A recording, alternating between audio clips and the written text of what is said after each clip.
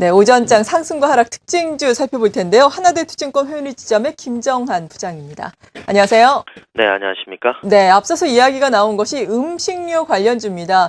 음식료 관련주들 최근에 음식료품 가격 인상에 대한 수혜도 그렇고 원화 강세도 그렇고요. 여러 가지 이슈로 상승을 하고 있는데 대상이 오늘 52주 최고가 기록하고 있네요. 어떤 전략 필요하겠습니까?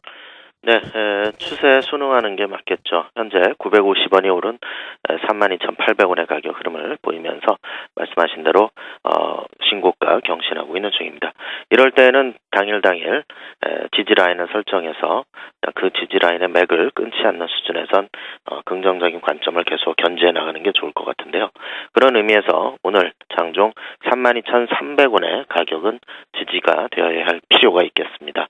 32,300원 이하로 내려간다면 다소 단기적인 상승 에너지가 고갈되는 그러한 흐름으로 볼 수가 있습니다. 그러나 현재의 흐름으로 봤을 때는 그리고 장 상황으로 봤을 때는 그렇게 내려가지는 않을 것으로 보이고요. 그러나 현재 상황에서 추가적인 반등을 통해서 오늘 이후 34,000원의 가격이 다시 재차 돌파되는 흐름을 보이면서 신고가가 경신된다면 숨고르기가 이어질 수 있기 때문에 일단 박스권 트레이딩을 좀 해보는 게 좋을 것 같습니다. 두 번째로 STX 펜오션입니다. STX 펜오션 그동안 매각 관련 재료로 꾸준히 점진적 상승을 이어나갔습니다. 재무구조 개선 기대, 그룹 리스크의 완화 이러한 것들을 모두 다 해결해 줄 수 있는 매각 가능성 이러한 것들이 주가 상승의 동인인데요. 현재 5,950원 정도 수준까지는 추가적인 상승 여력이 좀 있어 보입니다. 그 이상부터는 일단 다시 우리가 설정을 해서 좀 봐야 될 필요가 있겠고요. 일단 5,200원의 가격 지지 여부만 체크를 하시면서 상승 추세의 어떤 강도를 계속 유지해 나갈지 5,200원의 가격 지지 여부를 보면서 가늠하는 게 좋을 것 같습니다. 세 번째로 코스닥의 시젠입니다. 전일 대비 700원이 오르며 81,500원의 가격 흐름을 보이고 있습니다. 꾸준한 상승의 흐름을 보이고 있습니다. 지난 12월 24일 이후 67,000원대 가격에서부터 꾸준한 상승을 보이며 현재 지난해 11월 이전의 주가 흐름까지 회복해준 모습입니다. 금일은 유전자 증폭장치용 시약의 제조 허가 소식이 긍정적인 재료로 작용되면서 올라가는 흐름이고요. 그리고 코스닥 시가총액 상위주로서 현재 최근 벌어지고 있는 코스닥 시황의 긍정적인 우호적 흐름과 궤를 같이 하고 있는 상황입니다. 현재 81,500원의 가격 흐름에서 별다른 조정의 가능성 아직까지 점쳐지지 않고 있는 상황입니다. 현재로서는 85,500원의 가격 지지 여부만 지켜보시는 게 좋을 것 같고요. 추가적인 상승 시 83,400원 정도 수준까지 여력은 있으나 그 정도 수준에서는 지난해 11월 이전 직전 고점 매물 부담에 돌입되는 그러한 상황이라는 점을 감안해서 어느 정도 매물 부담도 감안한 전략이 좀 필요해 보입니다. 네, 이어서 하락 특징주들도 알아보겠습니다. 그동안 바닥권에서 많이 반등을 한 화학과 정유주들 오늘 좀 하락세를 나타내고 있는데요. 특히나 금호석유 고점에서 조정이 좀 큰 폭으로 나타나고 있습니다. 어떤 이슈들이 있는지 그리고 어떻게 접근을 해야 하는지 궁금한데요.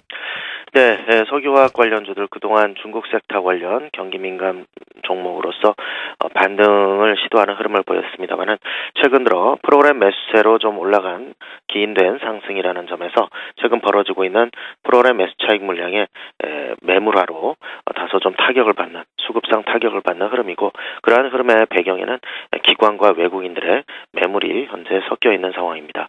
일단 이러한 부분들이 다소 좀 진정 국면을 보여야 됩니다.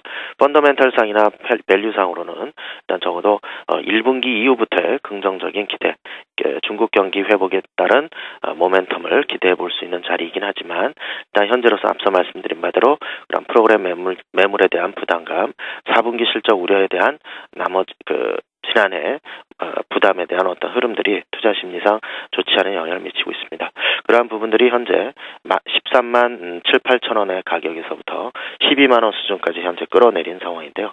12만 원 초반, 대략 제가 볼 때는 12만 원 초반 정도 전후부터는 어느 정도 좀 과매도권에 들어간 상황이 아니냐. 그래서 지금 현재 가격 수준에서 명일 추가적인 하락 시에는 일단 하락의 흐름은 좀 다소 진정되는 국면이 예상되지 않겠냐. 그래서 이번 주 주중 이후 주 후반부터의 반등이 다소 조심스럽게 점쳐지는 상황이라 판단이 되기 때문에 일단 다소 보수적이긴 하지만 보유 관점은 계속 지속해 나가시는 게 좋을 것 같습니다.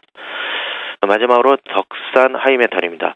덕산 하이메탈은 추세 이탈은 나타나지 않고 있으나 다소 숨을 고르는 조정을 이틀 연속 보이고 있습니다. 전일 대비 350원이 하락한 24,100원의 가격 흐름을 보이고 있습니다.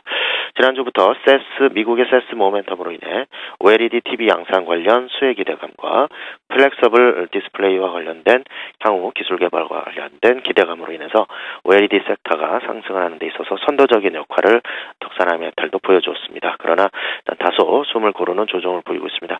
단기 추세가 꺾인 건 아닙니다.